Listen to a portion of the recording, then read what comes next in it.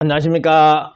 반갑습니다. 경매에서 마지막 단계가 명도가 되겠습니다. 여기에 살고 있는 사람을 내보내는 행위를 우리는 명도라고 합니다. 그래서 물건을 낙찰받았을 때 만약에 이 물건에 채무자 겸 소유자가 살고 있는 경우가 있을 것이고요. 그리고 물상보증인이 살고 있는 경우도 있을 겁니다. 그리고 임차인이 이렇게 살고 있다면 여기에 이 사람들 중에 명도하기 가장 쉬운 사람, 역으로 말하면 가장 어려운 사람이 되겠죠. 어려운 사람이 누굴 것이냐 라고 이렇게 질문을 이렇게 드리면요, 통상적으로 물상보증인입니다, 아니면 임차인 중에 보증금이 큰 사람이 명도하기 어렵습니다 라고 이렇게 대답을 많이 하십니다.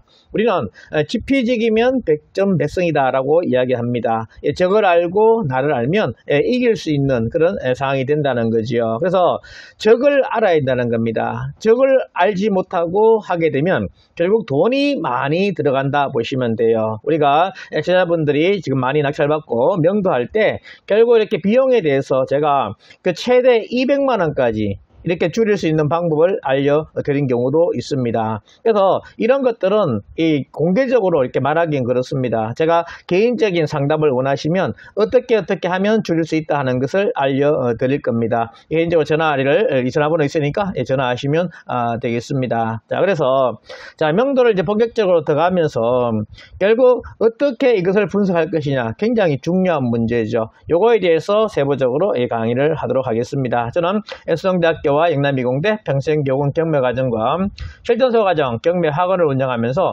매일경제 시어 포럼 강사 및 한의대 겸임교수를 하고 있는 서기현 김동수 박사입니다. 저는 3월, 6월, 9월, 12월 달 초에 개강해서 오전 10시와 저녁 7시에 시작해가지고 3시간 수업을 하면서 약 10주간 진행을 하게 됩니다. 그리고 화요일 날은 수동대학교, 수요일 날은 영남이공대학교, 목요일 날은 경매학원에서 지금은 부실채권 물건이 굉장히 많이 나오고 있어요. 그래서 부실채권 중심으로 해서 분석을 하고 직접 공동투자를 이렇게 하고 있습니다.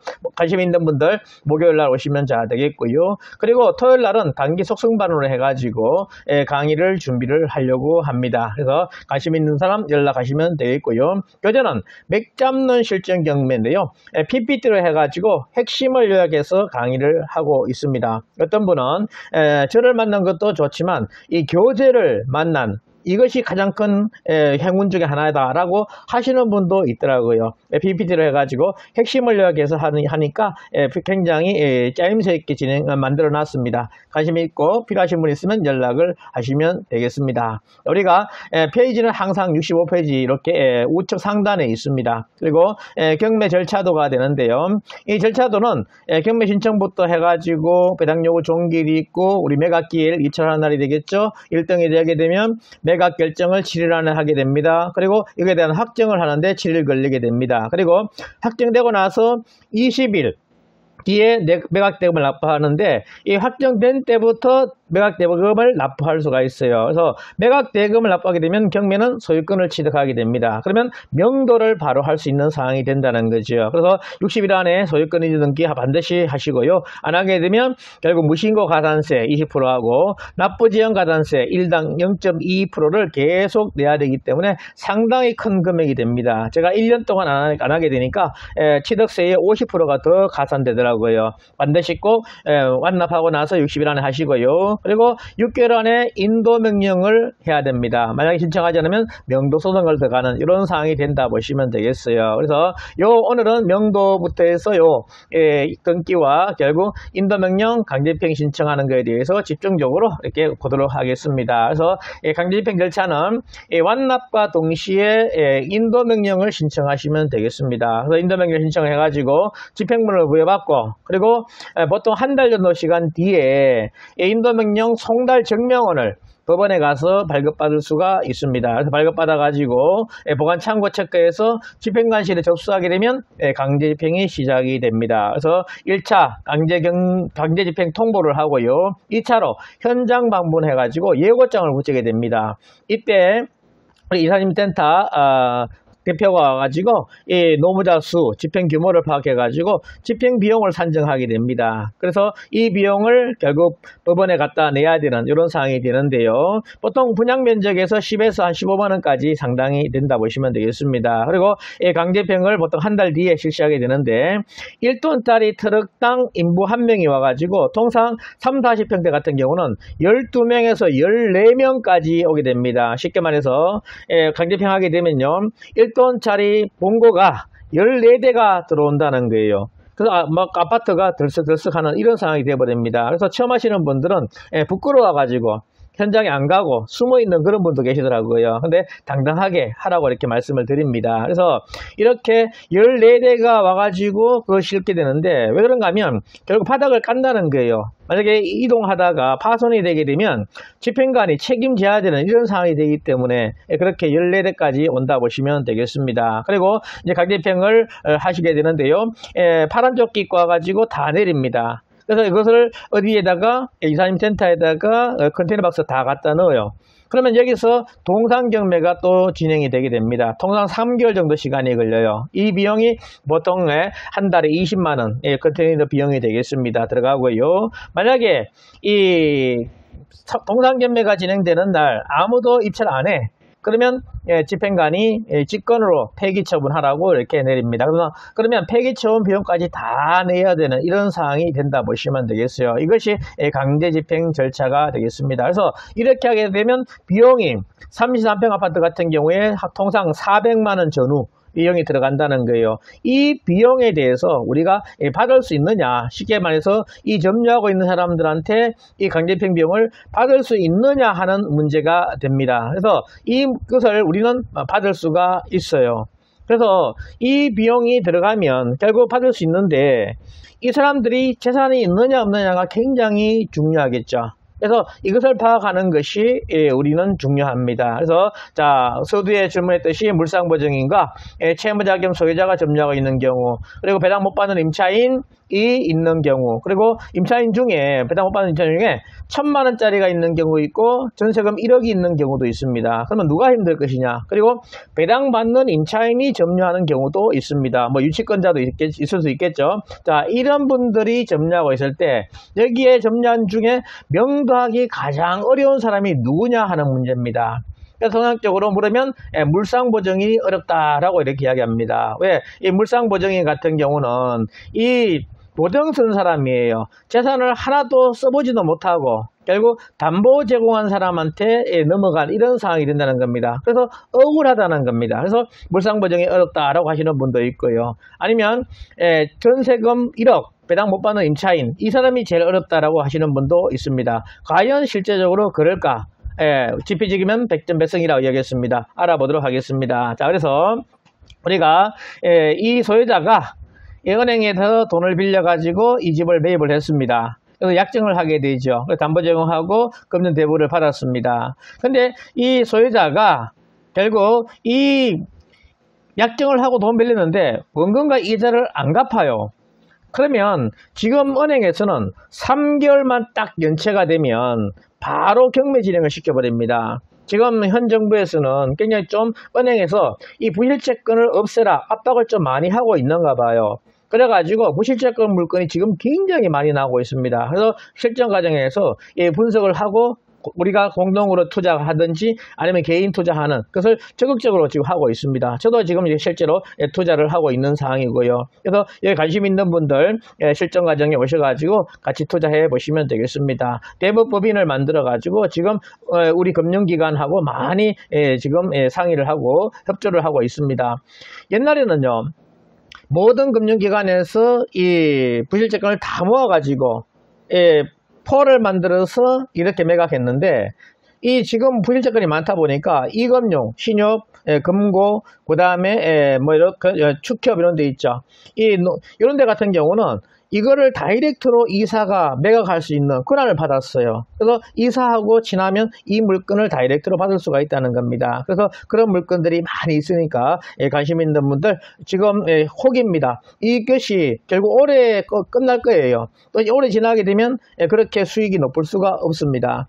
5천만 원 투자해가지고 거의 500만 원 몇 개월 만에 버는 이제 10% 몇 개월만 10% 올리는 이런 상황이 되니까 관심 있는 분들 연락하시면 되겠습니다. 자, 그래서 이 소유자가 돈을 빌리게 되면 채무자가 되는 것이고요. 이 채권에 대한 권리가 있는 사람을 우리는 채권자라고 이야기합니다. 그래서 이 사람이 돈을 안 갚으면 어떻게?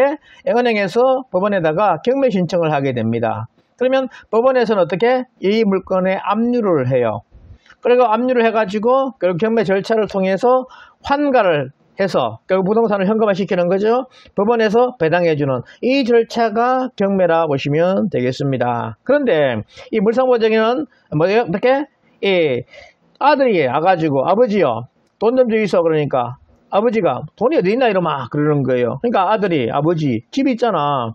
집을 나한테 담보 제공해 줘라고 한 겁니다. 그래서 아버지가 아들한테 담보 제공을 해 줬다는 거예요. 그래서 우리는 물상보증인이다. 물상보증인은 물건상 보증을 썼기 때문에 요 물건만 날리면 끝납니다. 만약에 이 물건을 통해서 채권 회수를 다 못했어요. 그럴지라도 물상보증인의 다른 재산에 대해서는 추징을 할 수가 없습니다. 우리나라 같은 경우는 소구금융을 하고 있기 때문에 결국 채무자 할 때는 끝까지 추징을 할 수가 있어요. 그렇지만 물상보증인한테는 추징을 못하는 이런 상황이 된다는 것 꼭 기억을 하셔야 되겠습니다. 자, 그러면 물상보증인의 특징은 어떠냐? 첫째, 착한 사람입니다. 보증 서는 사람은 착해요. 저는 제자분들에게 절대로 보증을 서지 마세요 라고 합니다. 만약에 아들이 아버지요 이 집을 담보로 돈 좀 빌려주이소 그러면 절대로 안 돼! 라고 해야 되지 괜히 마음이 여려가지고 아이고 해줄게 큰일 납니다. 노후가 날아갑니다. 그래서 절대로 보증 서지 마라 하는 것을 꼭 말씀을 드리고요. 그래서 착하니까 해주는 겁니다. 그리고 적당한 재산이 있는 사람이에요. 재산이 없는 사람은 아예 서줄 수도 없고요. 그리고 재산 많은 분들은 돈이 참 굉장히 전략을 합니다. 무서워요. 제가 교재비 있지 않습니까? 이거에 대해서 교재비 좀 할인 좀 해주세요 하는 사람이 보면 다 돈 자랑하시는 분들이에요. 뭐 돈이 얼마 있다, 돈 많이 벌었다 이런 사람들이 교재비 할인을 요구합니다. 우리 서민들 같은 경우는 교재비 할인해달라고 잘 안 합니다. 그래서 돈 있는 사람이 정말 무서워요. 그래서 적당한 재산이 있는 사람이 착하니까 이렇게 보증을 서주는 이런 상황이 된다는 거죠. 그래서 이 물상보증인 같은 경우는 자 우리가 이 비용이 들어가게 되면 여기에 점유하고 있는 사람에게 그 비용을 받을 수 있다 없다? 받을 수가 있다는 겁니다. 그러면 물상보증인은 상당히 어떻게 명도하기가 쉬운 이런 상황이 된다는 거예요. 그래서 물상보증인은 왜 추징을 할 수 있으니까 쉽다 이렇게 보시면 되겠습니다. 비용은 이렇게 33평 아파트 같은 경우에 한 400만 원 정도 들어간다 이렇게 보시면 되겠어요. 그래서 물상보증인에게는 다른 재산이 있으니까 추징을 할 수가 있습니다. 그리고 채무자 겸 소유자 같은 경우는 재산이 전혀 없습니다. 그래서 우리가 제일 어려운 사람이 뭐냐? 채무자 겸 소유자예요. 뭐 비용 들어가더라도 이 사람한테 청구가 없어요. 청구할 수가 없습니다. 재산이 없으니까. 재산이 있으면 청구하시면 됩니다. 소송해봤자 의미도 없어요. 재산이 없으니까. 그래서 제일 어려운 사람, 우리 배째하는 사람이 가장 어려워요. 누가 합니까? 채무자 겸 소유자가 그렇게 한다는 겁니다. 그리고 배당 못 받는 임차인 중에 보증금 1,000만 원과 전세금 1억이 누가 어렵느냐? 결국 전세금 1억이 의외로 쉬울 수가 있다는 겁니다. 왜 그런가 하면요. 전세금 1억을 만들기 위해서는 이 사람이 직장에 있다는 거죠. 자, 내가 비용이 들어갔어요. 간접형 비용 들어갔습니다. 그 비용을 이 사람의 직장에다가 월급이죠. 압류 넣게 되면 최저 생계비 이외의 금액에서 받아올 수가 있다는 거예요. 자, 만약에 직장에 있지 않습니까? 월급에 압류 들어가 보십시오. 정말 직장에 엄청난 우상거리가 되지 않겠습니까? 그래서 들어가가지고 자, 사장님 직장 다니시죠? 직장에 압류 들어갈 겁니다. 언제까지 안 나가시면 이렇게 할 거니까 알아서 하이소 라고 하면 나갈 수밖에 없다는 겁니다. 근데 보증금 1,000만 원 이분 같은 경우는 직장이 없네요. 그러면 이 돈 받기가 정말 이사 비용 받기가 쉽지가 않습니다. 그래서 이분이 의외로 어려울 수가 있다는 거예요. 그래서 보증금이 적을수록 어려울 수 있다는 거 역발상이죠. 그렇다는 겁니다. 그리고 배당받는 임차인 같은 경우는 배당을 받으려면 명도 확인서가 필요합니다. 이 낙찰자가 명도 확인서에다가 인감장 팍 찍고 인감증명서를 해줘야지만 배당을 받을 수 있어요. 그래서 이게 동시행이 됩니다. 나가면 내가 수료해줄게 라고 할 수 있기 때문에 배당받는 임차인은 명도하기 가장 쉬워요. 그래서 여기서 명도하기 가장 쉬운 사람 누구? 물상보증인하고 배당받는 임차인이 가장 쉽다라 보시면 되겠습니다. 그리고 또 두 번째는 누구? 전세금이 큰 사람이 또 의외로 쉬울 수가 있다 하는 걸 이렇게 말씀을 드리고요. 그리고 채무자금 소유자가 가장 어렵다 하는 것을 말씀을 드립니다. 그래서 경매 물건 조사할 때 채무자 겸 소유자가 점유하고 있다. 그러면 이사 비용이 좀 들어갈 수 있겠구나 라고 생각을 하시고 접근해야 됩니다. 근데 물상보증인이 있다, 아니면 배당받는 임차인이 있다, 그러면 이사 비용이 필요 없구나. 그래서 명도를 쉽게 할 수 있는 이런 상황이 된다 이렇게 보시면 되겠어요. 그래서 제가 실제로 있지 않습니까? 물상보증인 상담하신 사례가 있는데요. 자, 물상보증인입니다. 주택이에요. 이분이 있지 않습니까? 담보 제공을 아들한테 했다는 겁니다. 그래서 아들이 사고 쳐가지고 경매 진행이 됐어요. 그래가지고 결국 이것을 낙찰을 A가 받았습니다. 그래서 A가 어떻게 명도를 하러 왔겠죠. 그래가지고 있지 않습니까? 갑이 자기 돈 한 번도 못 써보고 했으니까 얼마나 화가 나겠습니까? 그래가지고 이 낙찰자하고 대판 싸웠어요. 화풀이를 다 한 거죠. 그런데 있지 않습니까? 이 시간이 지나니까 이 물상보증인 갑이 본전 생각이 나는 거예요. 남들은 이사비 받았다 하는데 이사비 좀 받을 수 없을까? 라고 생각을 한 거죠. 그래가지고 이분이 저한테 오셨습니다. 이사비 좀 받을 수 없겠습니까? 라고 이 친구를 통해서 이렇게 왔다는 거예요. 그래가지고 제가 이분한테 물어봤겠죠. 사장님, 재산이 있습니까? 없습니까? 그러니까 재산이 물상보증이니까 있대요. 그래서 어떻게 하면 어떡하겠습니까? 사장님, 그냥 나오세요. 제가 그랬어요. 근데 이분이 결국 버텼습니다. 근데 간접집행이 들어왔겠죠.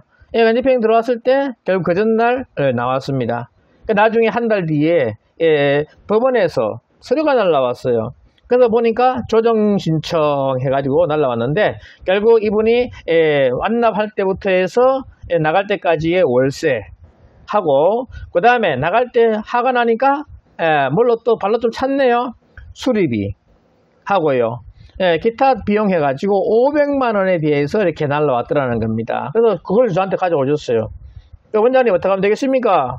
제가 그랬습니다. 빨리 주의서 줄 수밖에 없어요. 왜? 재산이 있기 때문에. 그래서 지피지기면 100점 백승이다. 나를 알고 적을 알아야지 된다. 공부해야지만 비용을 줄일 수가 있습니다. 아까 말씀드렸듯이 제가 비용을 줄일 수 있는 방법을 세부적인 상담을 통해서 이렇게 알려드립니다. 그래서 이 점유자가 어떤 사람인가를 파악하는 것이 굉장히 중요합니다. 그래서 낙찰받고 나서 완납하고 만나러 갔을 때 이 사람이 재산이 있느냐 재산이 없느냐 이런 것들을 잘 판단하시고 결정을 해서 대응을 하시게 되면 이사 비용을 최소화시킬 수가 있다는 겁니다. 그리고 경매 당하시는 분도 이거를 정확하게 알면 내가 어떻게 하면 이사비를 좀 많이 받을 수 있는지 이런 거에 대해서도 또 이렇게 역으로 할 수도 있겠죠.